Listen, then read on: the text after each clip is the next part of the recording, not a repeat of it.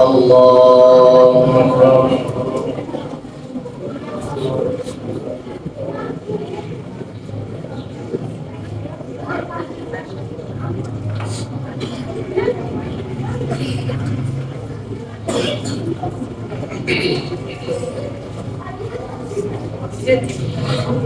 الحمد لله رب العالمين الرحمن الرحيم مالك يوم الدين إياك نعبد وإياك نستعين اهدنا الصراط المستقيم صراط الذين أنعمت عليهم غير المغضوب عليهم ولا الضالين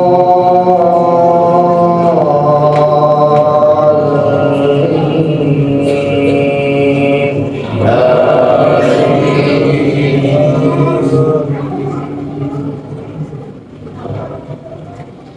ألم تر إلى الذين أوتوا نصيبا من الكتاب يشترون الضلالة ويريدون أن تضلوا السبيل والله أعلم بأعدائكم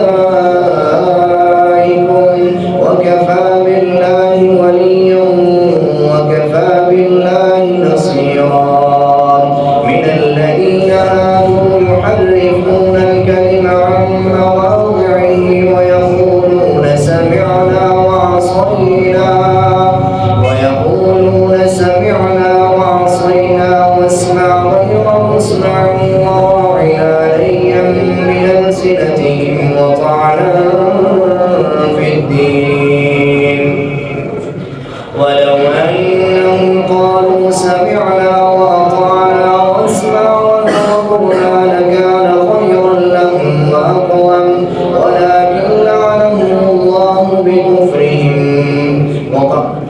ولكن لعنهم الله بكفرهم فلا يؤمنون إلا قليلا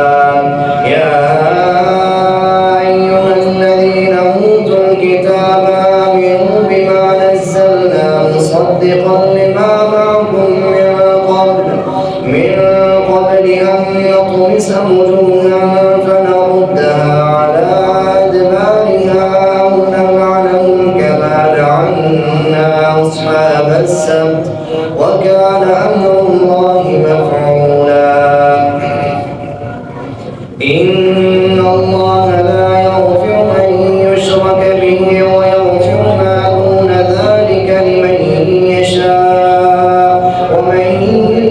يشرك بالله فقد افترى إثما عظيما ألم تر إلى الذين يزكون أنفسهم بل الله يزكي من يشاء ولا يظلمون فتيلا انظر كيف يفترون على الله الكذب وكفى به إثما مبينا ألم تر إلى الذين أوتوا نصيبا من الكتاب يؤمنون بالجبت والطاغوت ويقولون للذين كفروا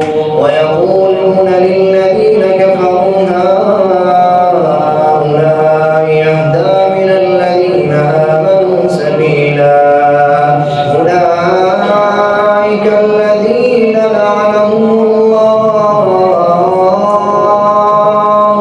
ومن يلعن الله فلن تجد له نصيرا أم لهم نصيب من الملك فإذا لا يؤتون الناس نقيرا أم يحسدون الناس على ما آتاهم الله من فضله فقد آتينا آل إبراهيم الكتاب والحكمة وآتيناهم ملكا عظيما فمنهم من آمن به ومنهم من صد عنه وكفى بجهنم سعيرا إن الذين كفروا بآياتنا سوف نصليهم نارا إن الذين كفروا بآياتنا سوف نصليهم نارا كلما نضجت جلودهم بدلناهم جلودا غيرها ليذوقوا العذاب إن الله كان عزيزا حكيما والذين آمنوا وعملوا الصالحات سندخلهم جنات تجري من تحتها الأنهار خالدين فيها أبدا لهم فيها أزواج مطهرة وندخلهم ظلا ظليلا إن الله يأمركم أن تؤدوا الأمانات إلى أهلها وإذا حكمتم بين الناس أن تحكموا بالعدل إن الله لعلم ما يعظكم به إن الله كان سميعا بصيرا يا أيها الذين آمنوا أطيعوا الله وأطيعوا الرسول وأولي الأمر منكم فإن تنازعتم في شيء فردوه إلى الله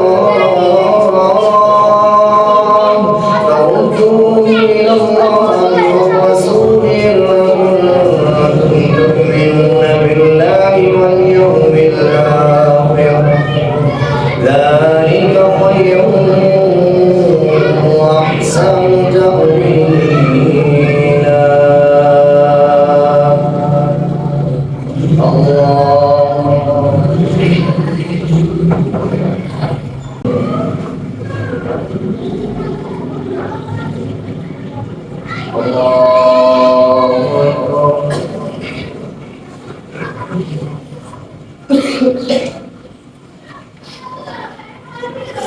الحمد لله رب العالمين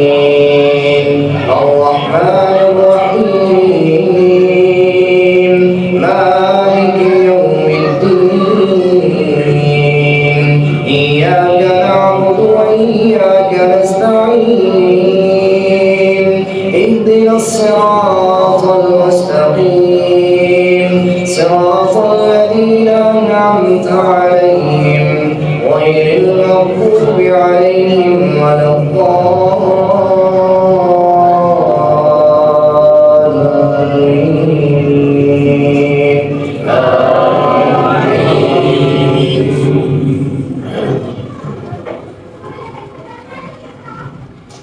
ألم تر إلى الذين يزعمون أنهم آمنوا بما أنزل إليك وما أنزل من قبلك يريدون أن يتحاكموا إلى الطاغوت وقد أمروا أن يكفروا به ويريد الشيطان أن يضلهم ضلالا بعيدا وإذا قيل لهم تعالوا إلى وإلى الرسول رأيت المنافقين يصدون عنك صدودا فكيف إذا أصابتهم مصيبة بما قدمت أيديهم ثم جاءوك يحلفون بالله إن أردنا إلا إحسانا وتوفيقا أولئك الذين يعلم الله ما في قلوبهم فأعرض عنهم وعظهم وقل لهم في أنفسهم قولا بليغا وما أرسلنا من رسول إلا ليطاع بإذن الله ولو أنهم إذ ظلموا أنفسهم جاءوك فاستغفروا الله واستغفر لهم الرسول لوجدوا الله توابا رحيما فلا وربك لا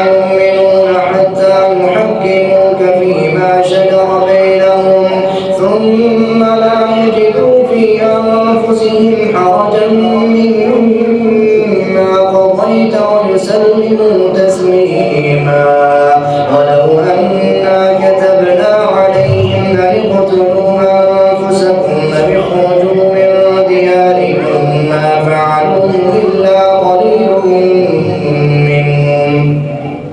ولو أنهم فعلوا ما يوعظون به لكان خيرا لهم وأشد تثبيتا وإذا لآتيناهم من لدنا أجرا عظيما ولهديناهم صراطا مستقيما ومن يطع الله والرسول فأولئك مع الذين أنعم الله عليهم من النبيين والصديقين والشهداء والصالحين وحسن أولئك رفيقا ذلك الفضل من الله وكفى بالله عليما الله أكبر. السلام عليكم ورحمة الله. السلام عليكم ورحمة الله.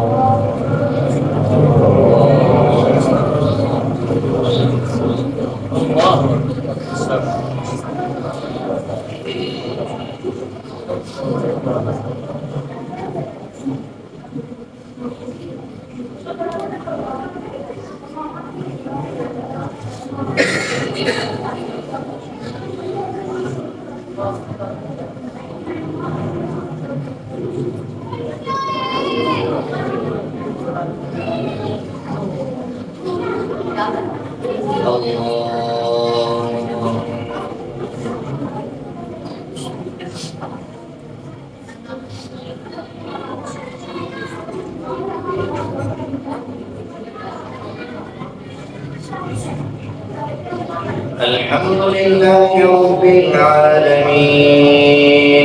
الرحمن الرحيم مالك يوم الدين إياك نعبد وإياك نستعين اهدنا الصراط المستقيم صراط الذين أنعمت عليهم غير المغضوب عليهم ولا الضالين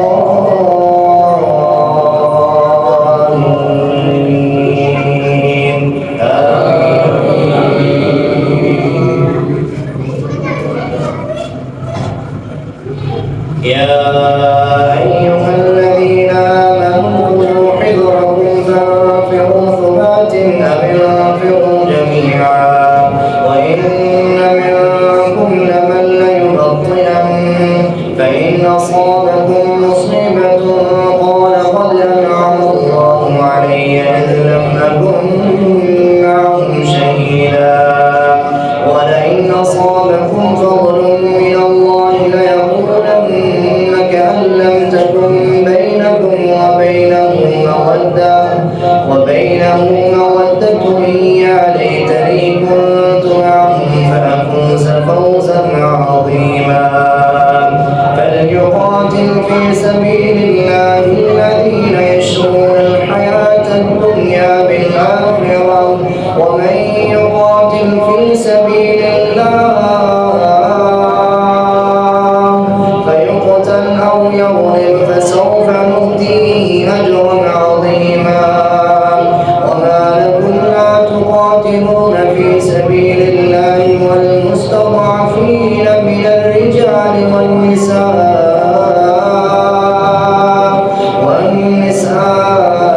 والولدان الذين يقولون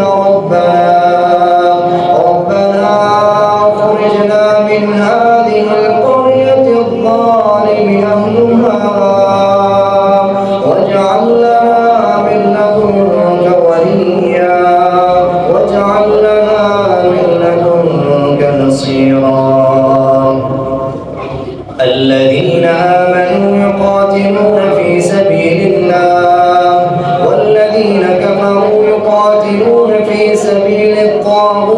فقاتلوا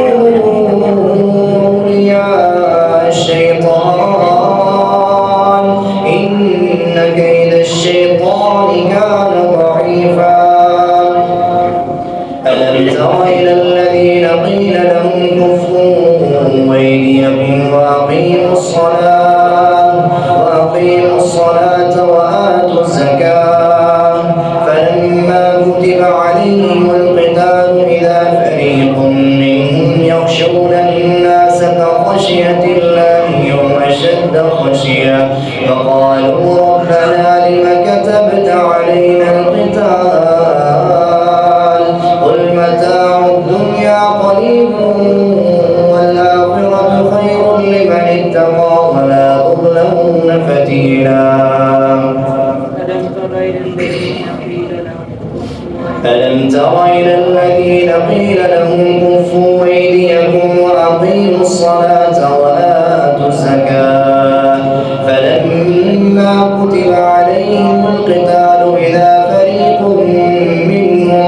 إذا فريق منهم يخشون الناس كخشية الله أو أشد خشية وقالوا ربنا لم كتبت علينا القتال قل متاع الدنيا قليل والآخرة خير لمن اتقى ولا تظلمون فتيلا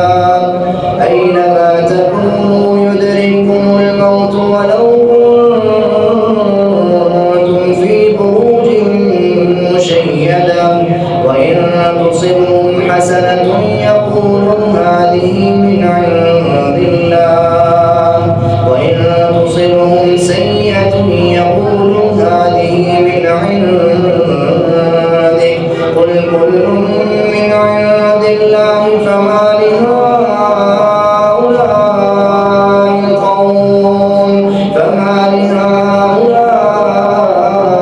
القوم لا يكادون يفقهون حديثا ما أصابك من حسنة فمن الله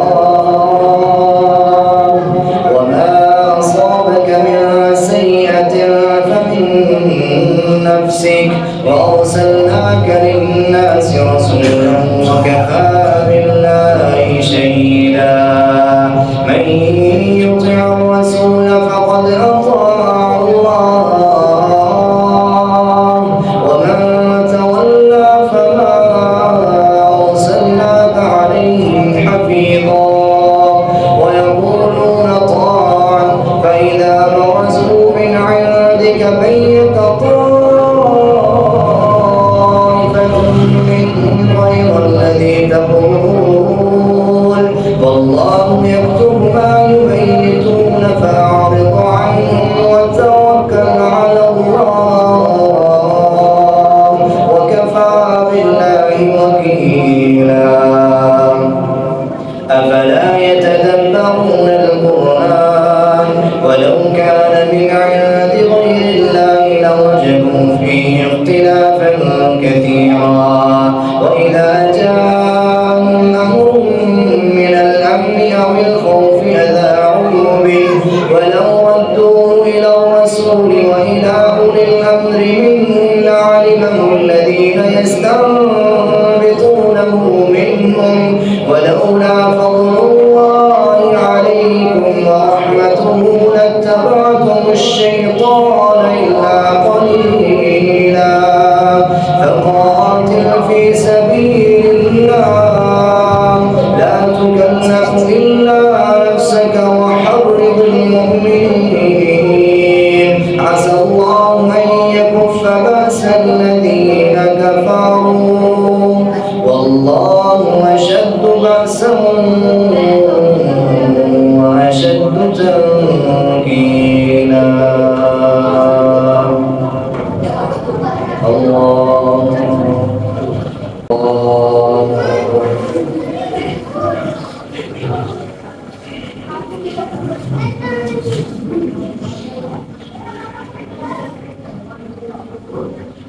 الحمد لله رب العالمين الرحمن الرحيم مالك يوم الدين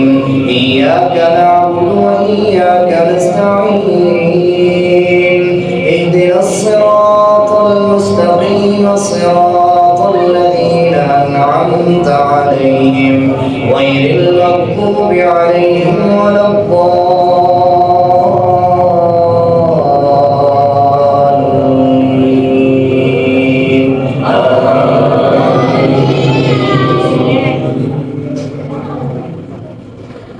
من يشفع شفاعة حسنة يكن له نصيب منها ومن يشفع شفاعة سيئة يكن له كفل منها وكان الله على كل شيء مقيتا. وإذا حييتم بتحية فحيوا بأحسن منها أو ردوها إن الله كان على كل شيء حسيبا. الله لا إله إلا هو ليجمعنكم إلى يوم القيامة لا ريب فيه ومن أصدق من الله حديثا. فما لكم في المنافقين فئتين والله أركسهم بما كسبوا أتريدون أن تهدوا من أضل الله ومن يضلل الله فلن تجد له سبيلا. ودوا لو تكفرون كما كفروا فتكونون سواء فلا تتخذوا منهم أولياء حتى يهاجروا في سبيل الله فإن تولوا فخذوهم واقتلوهم حيث وجدتموهم ولا تتخذوا منهم وليا ولا نصيرا إلا الذين يصلون إلى قوم بينكم وبينهم ميثاق أو جاءوكم حصرت صدورهم أن يقاتلوكم أو يقاتلوا قومهم ولو شاء الله لسلطهم عليكم فلقاتلوكم فإن اعتزلوكم فلم يقاتلوكم وألقوا إليكم السلام فما جعل الله لكم عليهم سبيلا. ستجدون آخرين يريدون أن يأمنوكم ويأمنوا قومهم كلما ردوا إلى الفتنة أركسوا فيها فإن لم يعتزلوكم ويلقوا إليكم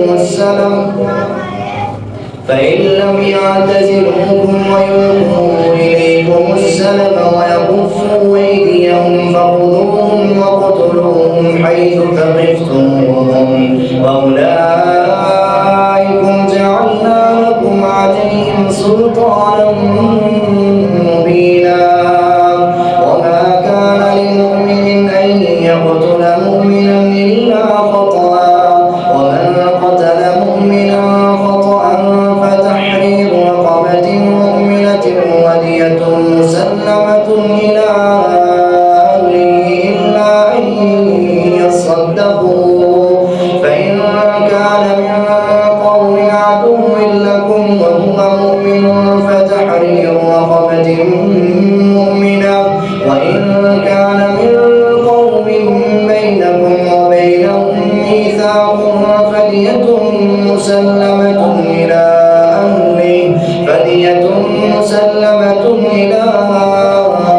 أهله وتحرير رقبة مؤمنة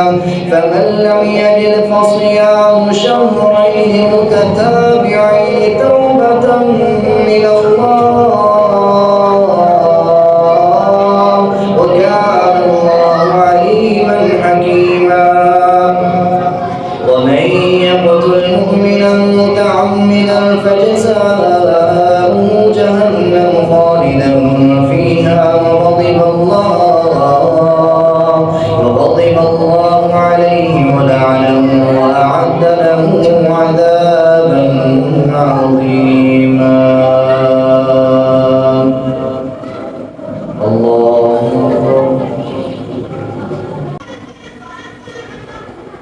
السلام عليكم ورحمة الله. السلام عليكم ورحمة الله.